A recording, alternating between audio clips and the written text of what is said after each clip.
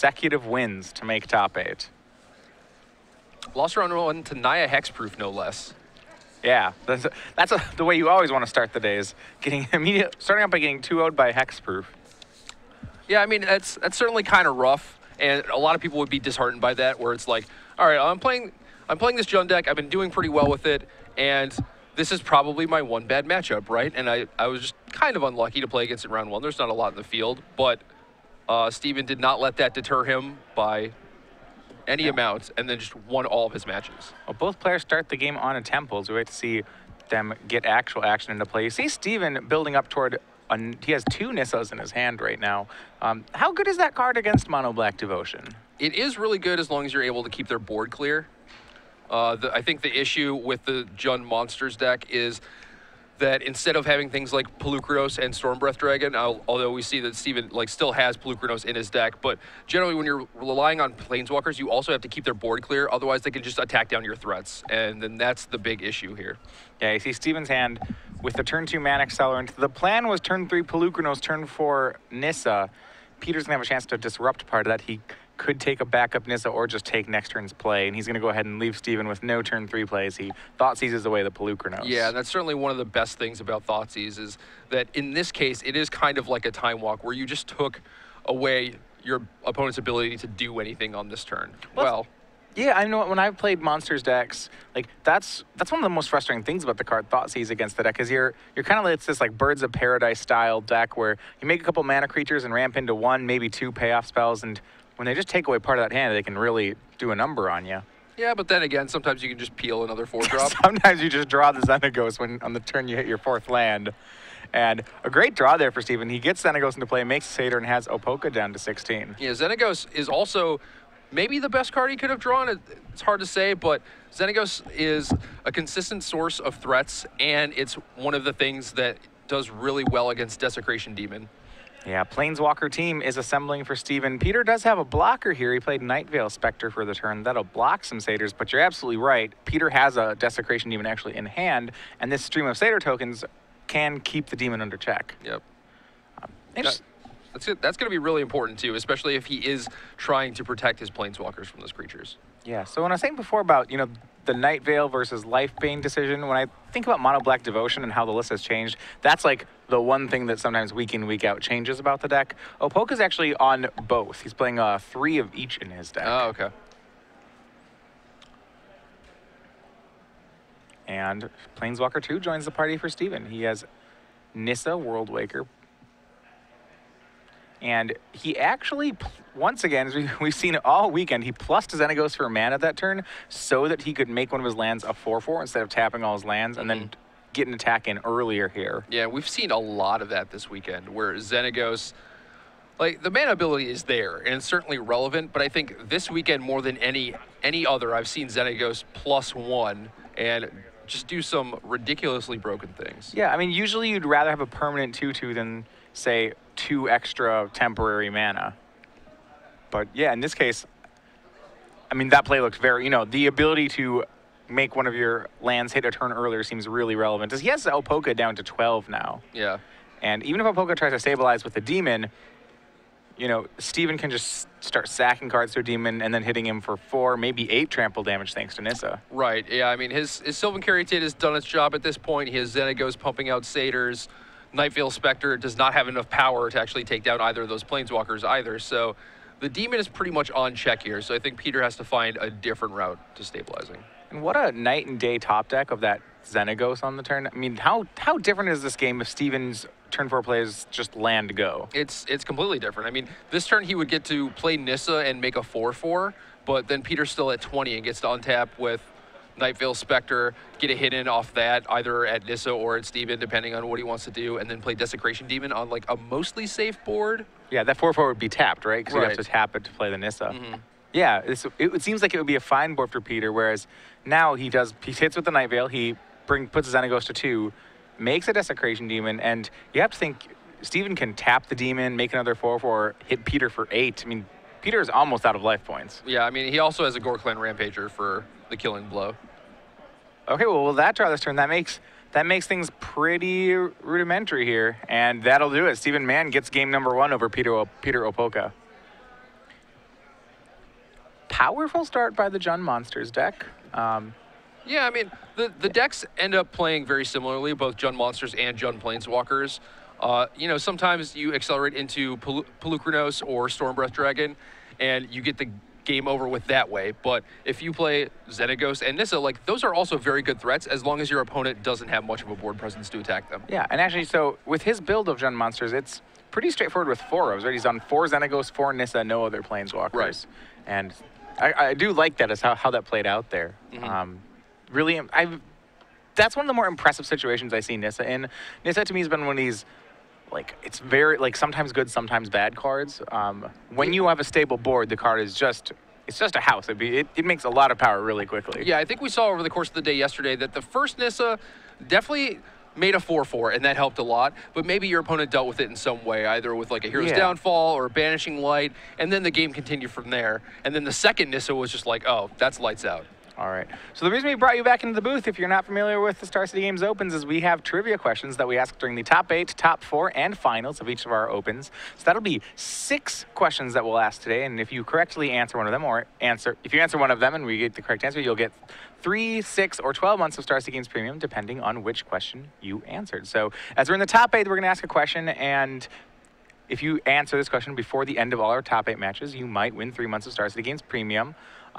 We have a little bit of a theme going on today, right? So this is our last tournament of Return to Ravnica in Standard. So it's kind of sad. It's kind of sad. I was a huge fan of Return to Ravnica. I remember 2 years ago when they announced that, hey, we were going back to this plane.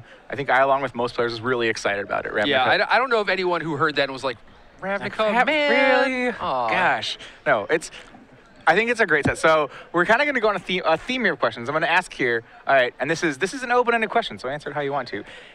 If you could open one more booster of Return to Ravnica, what rare would you want to open and why? So this is open-ended. Give us your answer, and we're going to pick one of the answers, one of the best answers we receive, and we'll read that answer on air, and that player will win 3 months of Star City Games Premium. So go ahead. Any rare, give us the reason you'd want to open it. Make sure you put the hashtag SCG Premium on your tweet, and wait until the end of the top 8 matches. And have fun with it. Yeah, absolutely. What rare would you want to open? You have one? I don't know. Don't say Pack Rat. Don't do it. Yeah, am I playing limited? Pack Rat would be good. I have a playset of Deathrite Shamans. Okay. I might just want to own like a Sphinx's Revelation, just like all the good times. Yeah, just right? to kind of Sphinx's remember that Revelation's fun. That's a good. All right. Yeah. I might even go like, what are like Jared? That guy was pretty sweet. Yeah. I remember he was the first rare I saw from the set. I remember thinking like, okay, this set's gonna be good because he was in that pre-con ahead of time. Yeah. So we all got to know about the card. But anyway. He was very close to actually being good too. Yeah, there were a couple of them in the sideboard of the Ari Lax Black-Green Dredge, or in the main of the Black-Green Dredge deck had this combo finish with it. All right. Well, while they're sideboarding, we're going to bring you back into the match and look at the players' sideboards a bit here. Peter Opolka's down a game. Looking at his board, I would have to think Lifebane Zombie. You want more of that. Your opponent is a green deck playing green creatures. That sounds great.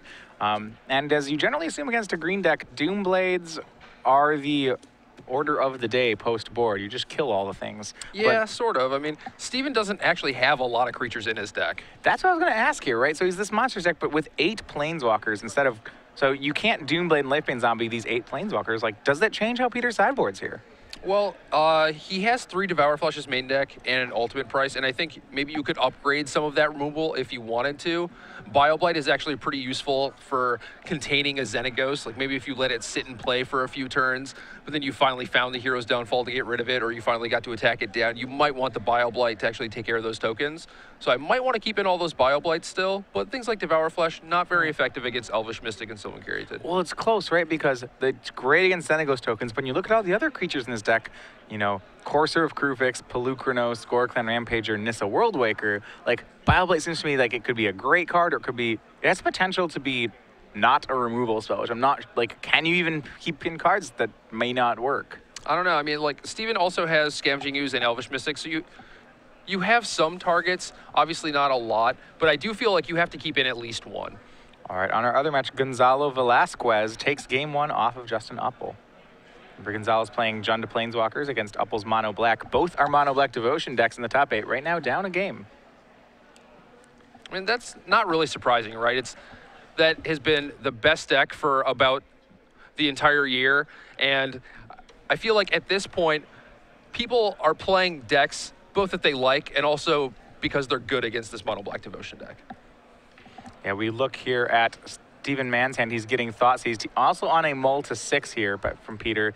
He had a Mountain, a Landmore Wastes, a Black-Green Temple, a Chandra Pyromaster, and a Sylvan Caryatid. Mizium Mortars was the card taken by Peter, so...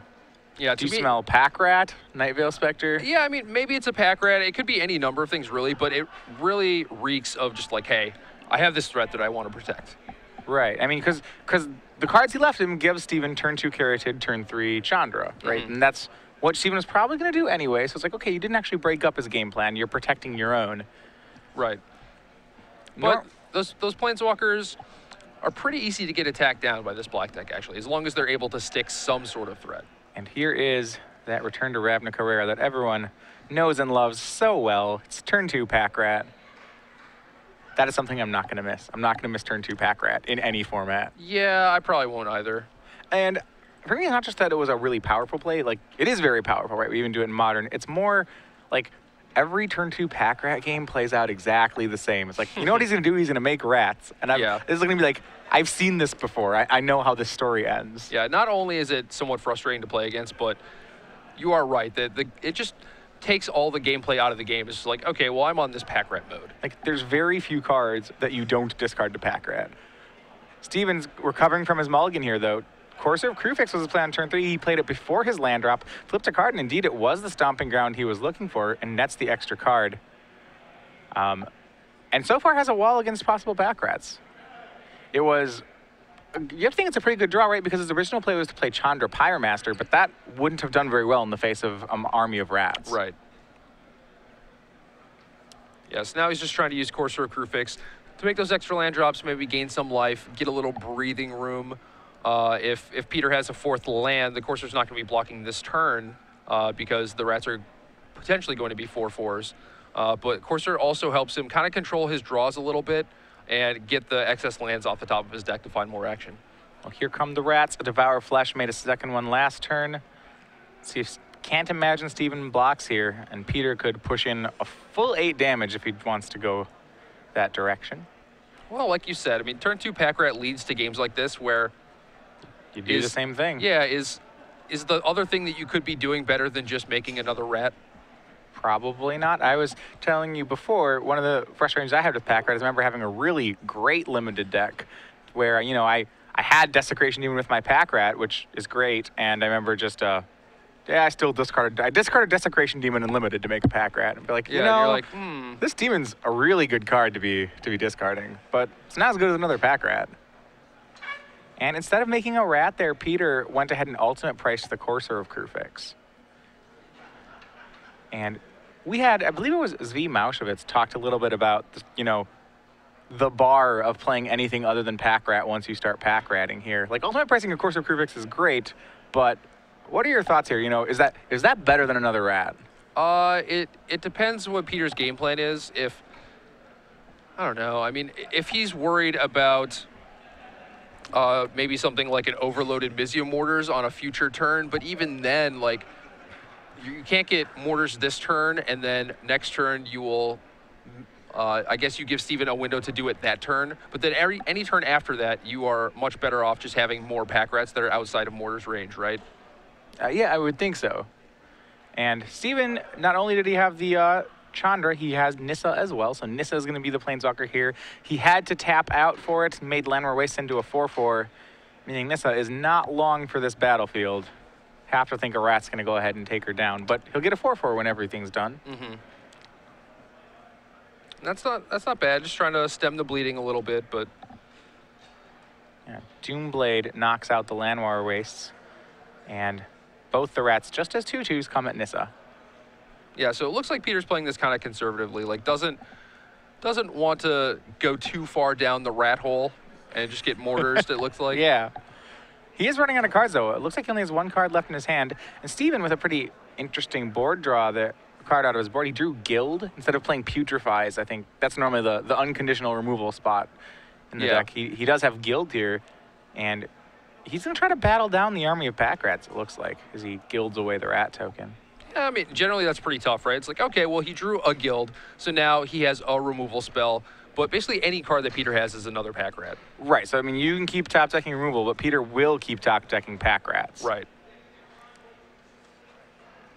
And you see Peter discarding his last card there. It was a duress to make another rat. And Mutavault gets fired up. 2 rats and a Mutavault swing in. And Steven takes 8. He's end-stepping all of his pack rats. Like right there, he had a chance to deal 2 more if he just discarded, right? Right. And yeah, so he's playing kind of conservatively, but maybe this doesn't affect the clock. Right, and that's what I was going to ask here, because he has Steven down to 7. It's probably lethal next turn no matter how he plays it, right? Or he just wants to play his card, which is a Pithing Needle. Yeah, he's going to Pithing Needle. I imagine he's going to name the Chandra he knows is in Steven's hand. And it's actually on Nissa Worldwaker, trying to get rid of what he perceives as the possible top decks for Steven here. Yeah. So 2 rats. That Mutavault is not a creature anymore, because we're back on Steven's turn.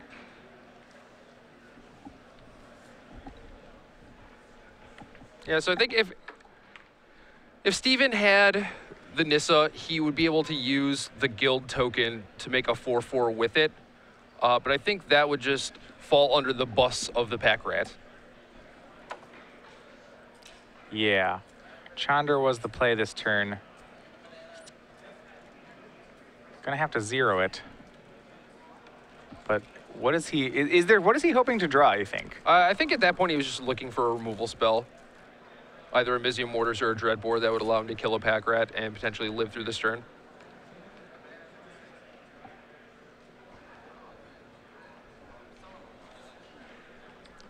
But other than that, I think Steven is just going to need a Mizium Mortars off the top to stabilize. So he has an Elvish Mystic, so he has that and a Sylvan Caryatid for 2 blockers this turn.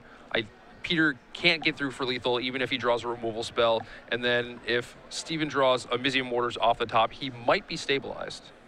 So there's yeah, and this is one of the things where, Peter has, in playing conservatively, he's made a lot of cards. He's like, despite being a Packer world, he's cast a lot of cards that aren't Pack Rat, which like has pros and cons, right? The pros are that, we have a needle on Nissa. That's a great thing to have in this matchup. Right. The cons are that there are a couple outs that you're giving Steven by doing that.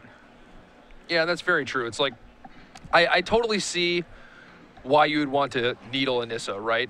But when you compare it straight up to just Pack Rat, well, at that point, it was a 3/3 creature that also gives your other creatures +1/+1. Becomes a 4/4 when you activate Mutavault. Yeah, that seems pretty powerful. So we saw there an attack put Steven down to 3. Steven 0'd the Chandra. Could he find Mizium Mortars to overload? It actually would still work here, but it just found a Dreadbore. That's good. I don't believe it's enough. Not with him being at 3 life. Right, because each of these rats could hit as a 4/4. You see that token hiding on the other side of the Mutavault. He's going to make a Xenagos. So now he has 2 blockers against the 2 pack rats. And he can take 2 off Mutavault, so he can go to 1. He's still got a shot, because he's going to get a chance to see 2 cards next turn. If he can get a Mizium Mortars here, he could stabilize. Yeah, that's always the dream, right? Mizium Mortars does a lot of good work in just catching you up in the games that you were super far behind. And we're back on Peter's turn. First thing he does is he activates Mutavault. And if you're the Packer guy, you're more or less locked into your game plan. He swings the team. We see the 2 chumps from Steven. He takes the hit off Mutavault. He goes down to 1, but he gets to keep both his Planeswalkers. Can he draw the Mortars he needs? Draws 1 card for the turn. And it's not just Mortars, right? Oh. that is a Mizium Mortars. I mean, Steven is still treading water here, right? Like, he has a Xenagos, which can make a 2/2 to block the Mutavault, but he's still dead to any removal spell. Yeah, so Mizium Mortars overloaded, took care of the rats. And I was going to say, there's no way Peter can stop that one from happening. And this might be one of those situations where when the conservative plays early on with Pack Rat, where instead of making another rat on his turn, he was making one on the end step. Like, you wonder if He probably could have pushed an additional damage. Doesn't mean it's wrong to play it conservatively. Yeah, I definitely agree with you. It's one of those things where, like, yeah, I could have taken different lines to win the game given what happened, but I'm not sure if that's correct. Like, if the situation had come up again, would I make the same play or not? Right. Desecration Demon plus another Mutavault are the plays for Peter here. One kill spell would have done it. He would have killed the Satyr and swung in with Mutavault for lethal, but now Steven gets to untap with 2 Planeswalkers and 6 mana. He does have a job ahead of him, right? There's 3 creatures on Peter's side. He still needs 1 card to get back in the game. He's going to make a second Satyr, and that has 2 of Peter's creatures covered, but he needs something to deal with the 3rd one. We'll see what his draw is. He can get 1 extra card look from the Chandra 0 ability. And we'll see what it is. Exiles, it's Overgrown Tomb.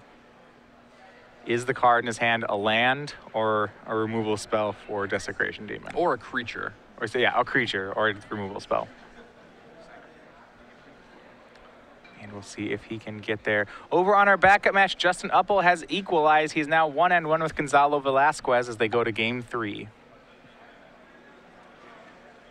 Makes a Satyr token here with the Xenagos, and he passes. It doesn't bode well. It doesn't. This deck doesn't typically have very many instant speed cards, so. He's going to sack a Satyr to tap the Demon. Both Mutavaults go at him, and that'll do it. And Peter Opolka takes game 2, but that was a lot closer than I expected it to be. That top deck Mizzium Mortars put it pretty close, but Peter was still very far ahead. Yeah. If Steven hits the creature there, do you think he's the favorite in the game? I think at that point he is on parity, except he gets 2 draw steps from every turn out between his normal draw step and the Chandra. Right, so the 2 draws, that's our thing. That probably makes him a favorite, doesn't it? I think so, but at any time, if like Peter has the next turn to draw a removal spell, he's still in the same position where if he draws a removal spell, he can win the game. Peter does still play 4 Gray Merchant, which those are just 4 I win cards in that spot. And Steven doesn't have a lot of life gain in his deck. He has 2 Scavenging Ooze, which I would assume are still in his deck. Yeah, they're pretty good against Mono Black, I would think so. But other than that, no life gain whatsoever. Well, interesting. We're keeping things close here as Steven Mann and Peter Opolka go to game 3. Looking back at their sideboards, I'm actually interested. So, first of all, Steven has a 1 of Thoughtseize in his sideboard. We talked about that yesterday. You know, it's a good card, right? But cards like Thoughtseize or Rakdos' Return, do you want to board in a Rakdos' Return against Mono Black Devotion? I do. Okay. Yeah. It's a slow enough deck that you want to go on that game plan. I think that ideally, Mono Black Devotion is not a slow deck. You definitely want to be deploying threats, but sometimes that's not how things work out. So with Steven on the play and having access to things like mana creatures, like Elvish Mystic and Sylvan Caryatid, I think Rakdos' Return is a very powerful card that can do something like clear out 2 Heroes' Downfalls in their 5th land. And that might give you a really good shot at winning the game and actually protecting your Planeswalkers. Right, and Mono Black's actually a slower deck post-board, I would think, because you'd expect he probably boards out cards like Lifebane Zombie, maybe some number of Gray Merchant, and boards in things like Duress, Doomblade, just like he becomes more of the kill spell and card draw deck. Yeah, I'm just not sure if that's a viable plan against Planeswalkers, right? Because sure, you can use a Hero's Downfall to kill a Planeswalker, but if Steven plays Xenagos, makes a Satyr, you downfall it. Next turn he plays a Nissa, makes a land of 4/4, you downfall it. You just start falling behind at that point. So I think a better plan for the Black Devotion deck is to try and use Thoughtseize and Duress to protect your creatures. And if you have to, sure, you can take a Planeswalker, but ultimately you want to play a Pack Rat like we saw in game 2, or a Lifebane Zombie. Maybe you hit a Pelucranos or a Courser or a Crewfix, maybe you don't. No big deal either way. Hopefully it doesn't hit a Chandra, you know. And then use the removal spells to clear the way for your creatures to just attack the Planeswalkers. Okay, and that is one thing, yeah, when you have cards like Pack Rat and Desecration Demon, even though the deck doesn't have too many creatures, it really doesn't need too many. When those guys are backed up, those creatures don't need much help to end a game. Yeah, they all hit really hard. Definitely agree. I mean, I think they hit hard enough to where Steven Mann is willing to bring in Guild to try and kill Desecration Demon. I mean, certainly for these Jund decks, Desecration Demon is a very difficult card for them to deal with.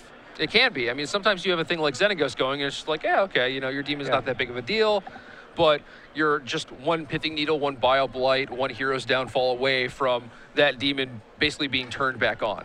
Now, one card I was surprised to see Steven board in, and I'm not questioning it because I know Steven is kind of a Jund expert here, but I was interested to see Chandra Pyromaster after board. The card doesn't really kill many things in Peter's deck, and at the same time, it doesn't protect itself very well. You know, we saw that board where he had a possible Caryatid into Chandra, but he wasn't really able to protect it until he top-decked Nissa. Yeah, but imagine that game if the play draw was reversed. So Peter gets to play Pack Rat on turn 2, and Steven can go Caryatid into Chandra and actually kill the Pack Rat.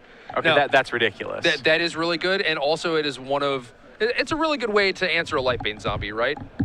Yeah, okay. So there are targets, especially when you're on the play. Yeah. Pack Rat's real. And I think the ideal scenario for Chandra is that you have these 4 Dreadbores, these 4 Mizzium Mortars, you're siding in guild, you have enough removal spells that you're able to keep their board clear, and then you just ride the Chandra to victory, basically using the 0 every turn. All right, we have our first results in, and this is Philip Fortner versus Christopher Johnson. The Naya midrange deck fought valiantly, but it is Philip Fortner and his Jund Planeswalkers deck in a 2-0 victory, moving on to the semifinals. Yep, Naya is out. So we could have what, 3 Junds in our top 4 possibly. Yeah. Different styles of Jund, all of them, but is, you know, once again, what is it? One of the things I'd like to say about how Standard's been recently is when you add enough cards, eventually Jund ends up on top. As of late, that certainly seems to be the case, right? Yeah, I mean, you looked at last year's Standard, Jund midrange did end up on top. You think about Modern, and it's like, as we add more cards, you know, Jund keeps getting closer and closer to the top of the format. Yeah, you just play the best removal spells, the best cheap spells.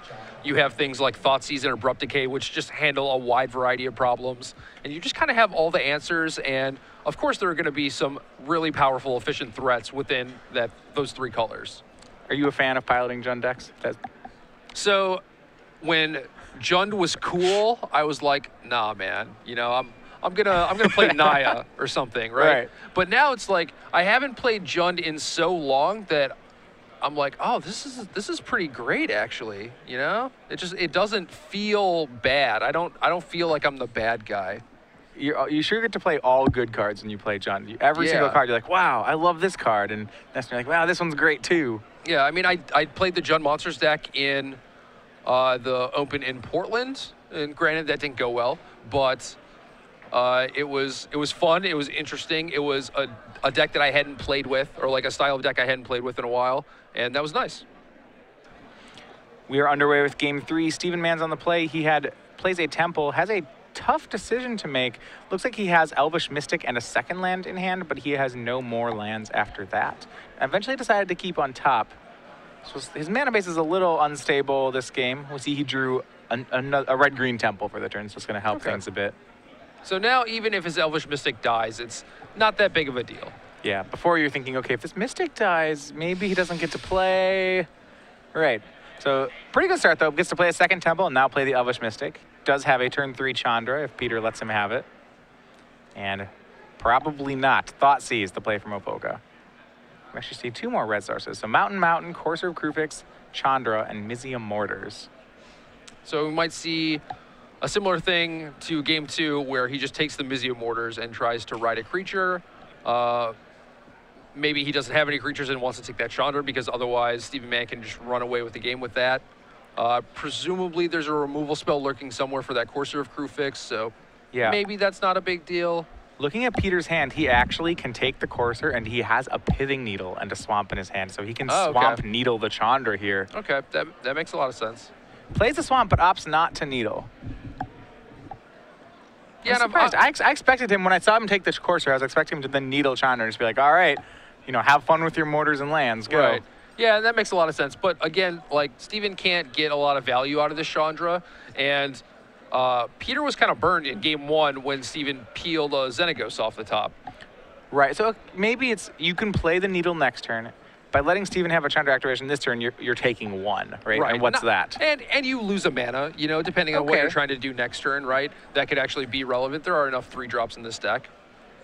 But I suppose if you don't have a 3-drop in your hand, like, yeah, maybe wait a turn. So just on the off chance that instead of making Chandra, he makes a top-decked Xenagos that you don't that you're still fine. Well, this needle is actually kind of important, and I just want to cover myself against that happening. It's not super likely, but Steven does have 4 in his deck, and these players have seen each other's deck lists. Yeah, I actually really like that play when you look at it that way. But Steven, he's not going to make the Chandra. He swings Elvish Mystic and just passes.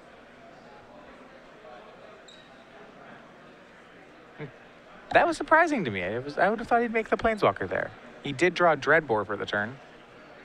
Yeah, it's interesting. I'm not sure if he's trying to get value out of the Chandra before Peter can Hero's Downfall it or something. Like, by holding the Chandra when your opponent knows about it, Peter is not able to just run a pack rat out there. Yeah, here comes Pithing Needle from Peter. And we'll get what that name's in just a second. I'd imagine it's the Planeswalker. And the turn. And Peter is just psychic here. So I'm going to tell you something, which this is surprising. The needle was set to Xenagos, not Chandra. So I was kind of right, you know? Yeah, but he just blind needled to beat Steven's top deck. Right, yeah. I mean, what did Steven draw? He drew a Xenagos. I mean, okay. So what's better, the fact that Steven peeled Xenagos on the perfect turn, or that just Peter just blind needled it anyway? I mean, it made sense what Peter was up to, right? It's like, well, Chandra's not doing a whole lot, and yeah, it would be nice to just trade 1-for-1 here, but that's not the big issue, right? Like, some people, when they play limited, they use their good removal spell on the first reasonable creature, but it's like, if that creature's not actually killing you, maybe you should save it for their bomb, and I think that's what Peter did. What if he drew Nissa? What if Steven had drawn Nissa that turn instead of drawing Xenagos? All right, then Steven has a Nissa, and then Peter gets to respond with the Desecration Demon. It's not that bad. Yeah, and if you want to start sacking your lands, okay. All right, Peter makes Desecration Demon for the turn, as you mentioned there. And Steven drew a Nissa. All right, so now is Nissa going to be good enough? How do you feel when you're on Steven's side of that? Your opponent sees your hand, then just like needles a card that's not even in it, and then just immediately you drew the card he needled. Yeah, I mean, you feel unfortunate, right? Yeah. All right, Steven now has access to all his Planeswalkers. In his hand, he has Nissa, Xenagos, and Chandra in his hand. The Xenagos is Pithing Needled, so that one's not going to be any good. He also has a Dreadbore, so he does have the Desecration Demon covered for right now. Yep.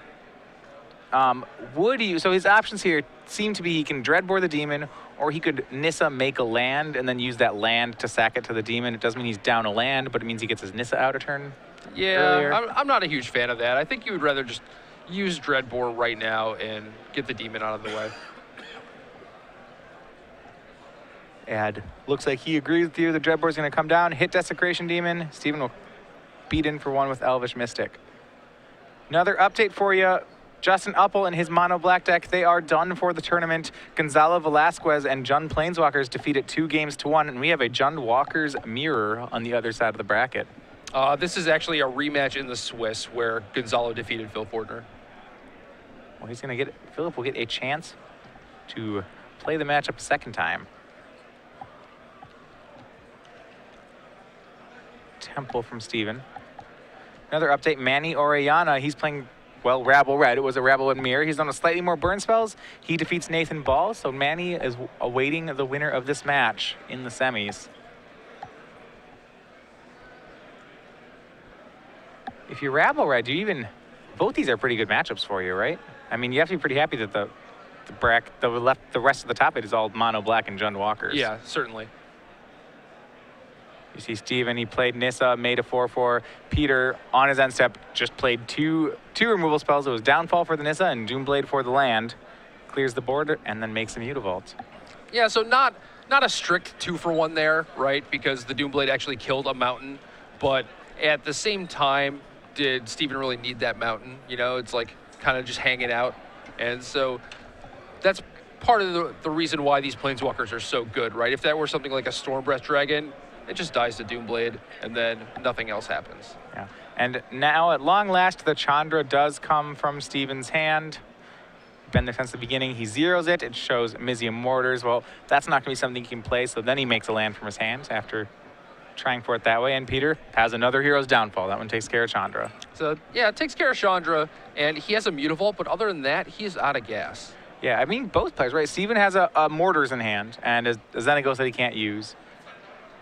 Both of them are, we're in top deck modes right now for both players.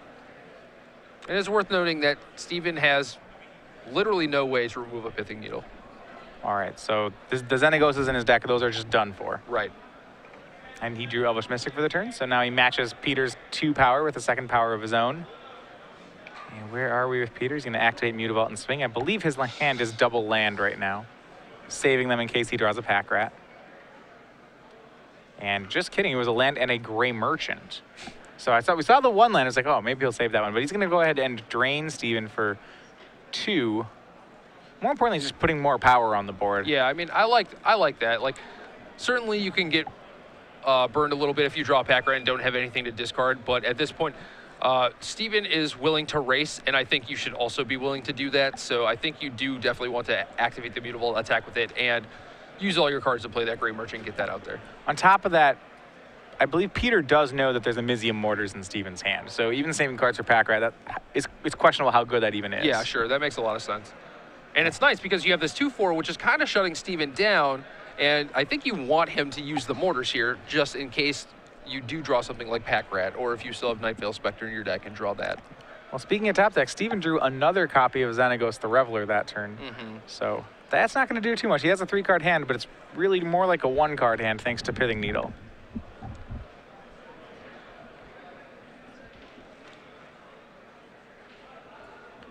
And we'll see. This is the question, right? Does Steven fire off Mortars at the Gray Merchant? It's not the ideal target. It looks like he's not going to make that play just yet. He passes the turn. Yeah.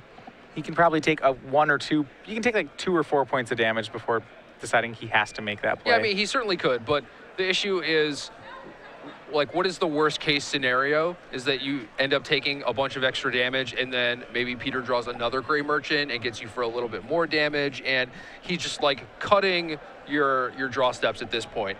Certainly true. If, say, Peter's just this draw even is another Gray Merchant, well, then you really will feel like he should have played the Mizium Mortars. Well, at that point you get to overload Mortars, so it's not that bad, I guess, but... Steven's draw more removal. He drew Dreadbore for the turn. So now 2 kill spells in hand. We'll see.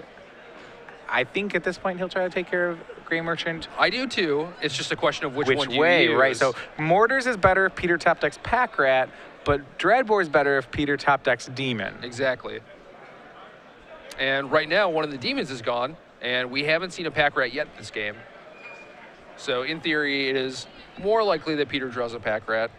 Right. Steven starts out by swinging with 2 Elvish Mystics. Peter's been offering him the trade of Mutavault for 2 Mystics, but Steven's been declining that trade. The Mystics are pretty valuable on this board, you'd think? Well, I mean, they're not valuable in the sense that, like, oh, Steven needs more mana, or he needs some 1/1 creatures or whatever, but I think Steven just wants to be attacking. Like, he doesn't want to play a long game against this mono black Devotion deck, especially when one of his best cards is Pithing Needle. Sure. Opolka swings for 2 more with Mutavaults. Opolka winning the race right now, 14-8. Steven needs a threat, but can't seem to find one. He's finding many more kill spells. Now a guild joins his Dreadbore. Yeah, so now that he has 2 removal spells sandbagged, it looks like he feels like he can probably afford to play this longer game. Yeah, it's going to be a double block, and then Peter Devour Fleshes, so Steven will go up to 9, but loses both his Elvish Mystics, and Peter keeps Mutavault. Steven will need an answer, but he has a Mutavault of his own. And as far as answers go, that's a pretty good one. I mean, we've seen blue-white control decks like basically play Mutavault just to answer other Mutavaults. Yeah, when you play blue-white, that's what my Mutavaults. They're for hitting other people's Jaces and trading with Mutavaults. Yeah. Hero's Downfall takes care of the Mutavault when Steven goes for the activation, however. And this is a scare when Peter then plays a second Mutavault. Yeah, now you're like, oh, but there we go. Of course, our Crewfix will do pretty well here.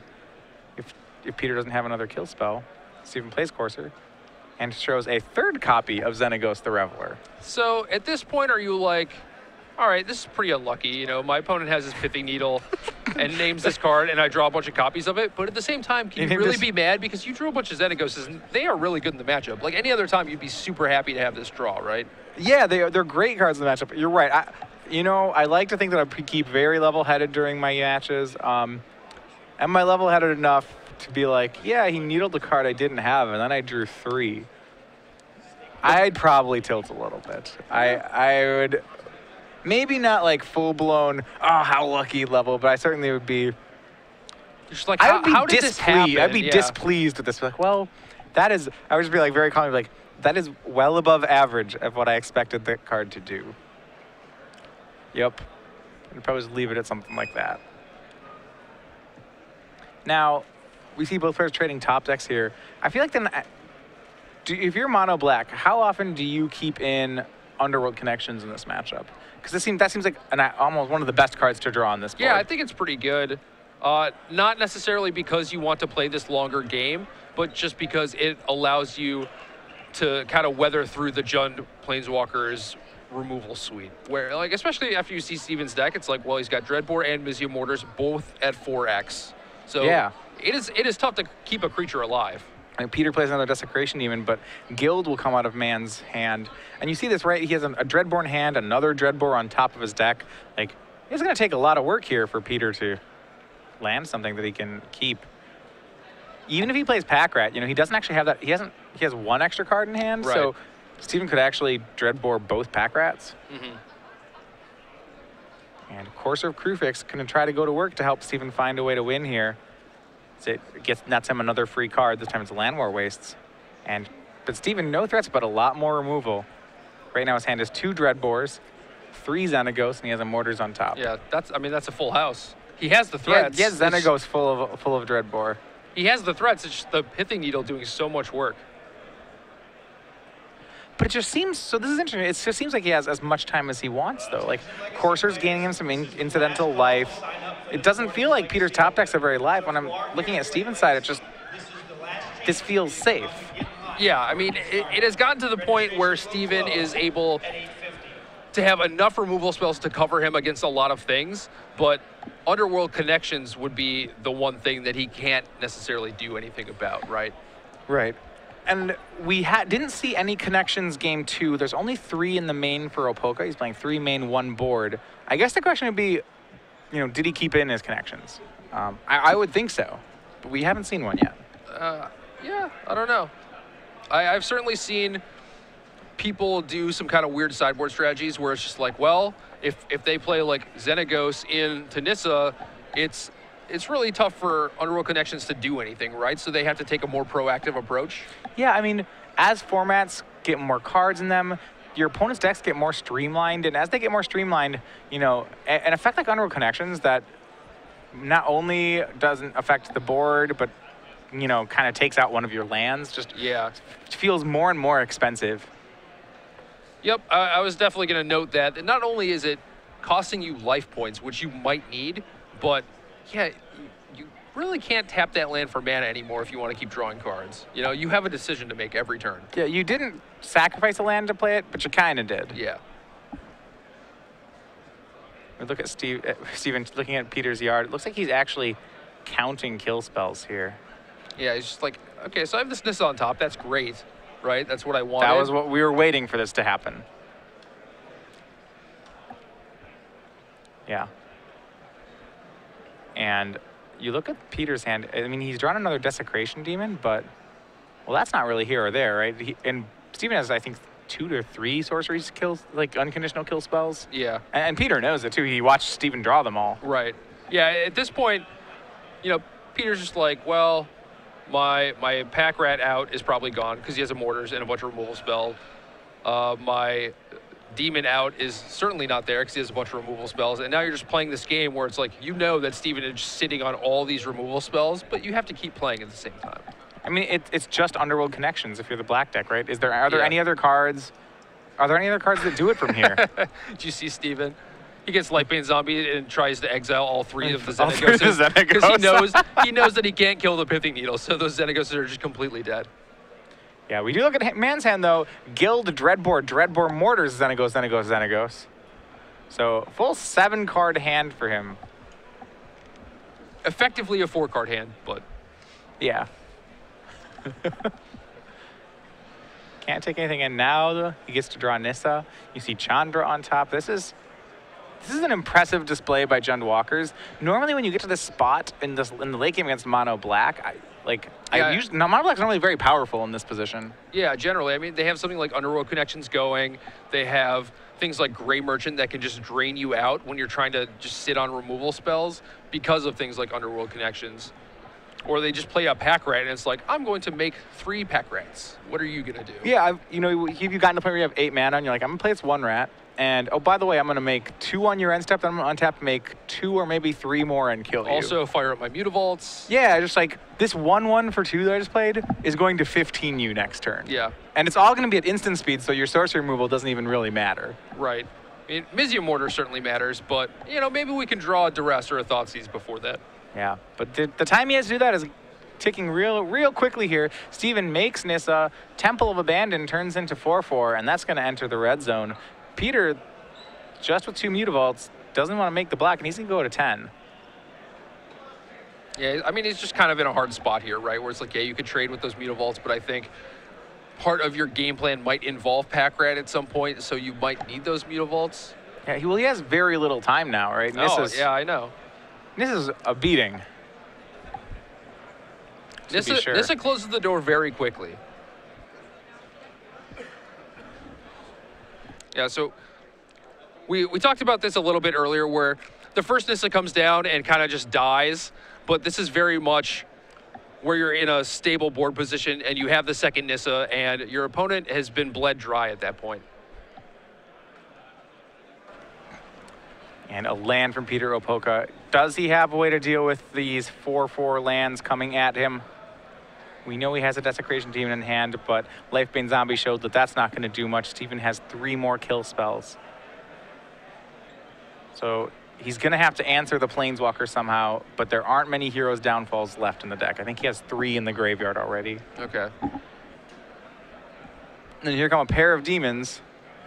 Something that would normally be great in this matchup. Demon's pretty good against Jund strategies, but Steven has it covered, and both players know it. Right. And now, I think Steven is going to close the door on this game very quickly, but now he even has the option of abusing like Chandra Zero in combination with Courser of Crufix to control his draw steps and hit extra land drops, and he's kind of got his full engine online. Yeah, the Planeswalkers do work really well in tandem with each other, as you mentioned. I do think we're just going to see kill spell, make a 4/4, go to town. Yeah. He needs to make sure that he keeps enough back on defense that he doesn't randomly get Gray Merchanted out. Yeah, I agree with that, but that's one of the benefits to just dreadboring both these demons too, is like you keep their devotion low. Yeah, and you see he's going to gild a demon. Gets another gold token here. And he's going to spend red and the gold token to go ahead and dreadboard the other demon. And then because he used the gold token and not that land, he can fire the land into another 4/4.